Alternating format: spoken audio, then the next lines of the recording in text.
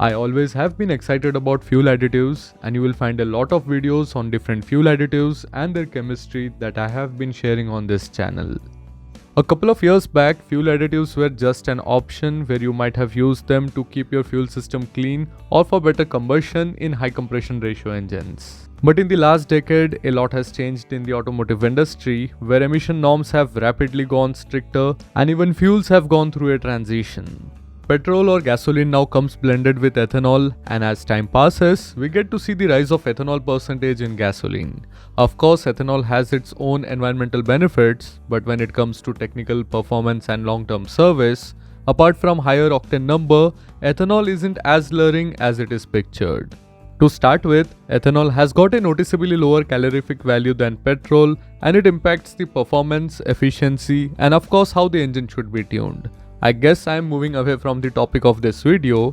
So earlier with carburetors, things used to be easy with service, maintenance and added fun of tuning. But with fuel injectors, things have become really easy until it asks for service or throws up an error code. Now majorly with the two-wheeler industry, the shift from carburetor to fuel injection happened so rapidly that the service and maintenance sector lagged far behind with the sudden introduction of injectors, maps, sensors, fuel pumps in the system. Following the modern trend where now the solution to every fault and error code is not diagnostic and repair, but replacement. Replacement is the new solution with an excuse of peace of mind. Again, I don't want to drift away from the video, as of late I have seen numerous cases of fuel pump and injector replacements with heavy bills paid by customers. And one of the primary culprits for that can be your fuel. Ethanol, being from the alcohol family, easily mixes with water. In fact, it has got an affinity to absorb moisture.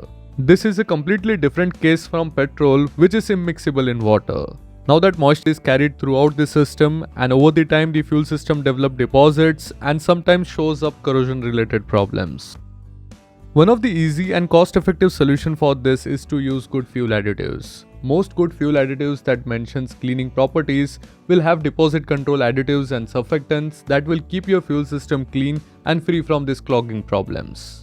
Now depending upon the formulations, these fuel additives can be used once in every couple of thousand kilometers with a tank full of fuel. I usually prefer using them before a long ride or drive where they get a deserving chance to continuously work on the system. I guess that was a lot for this video, and in the comment section I would like to know which fuel additive are you using and your experience with it. So that's it for this video, and I hope you guys have liked it.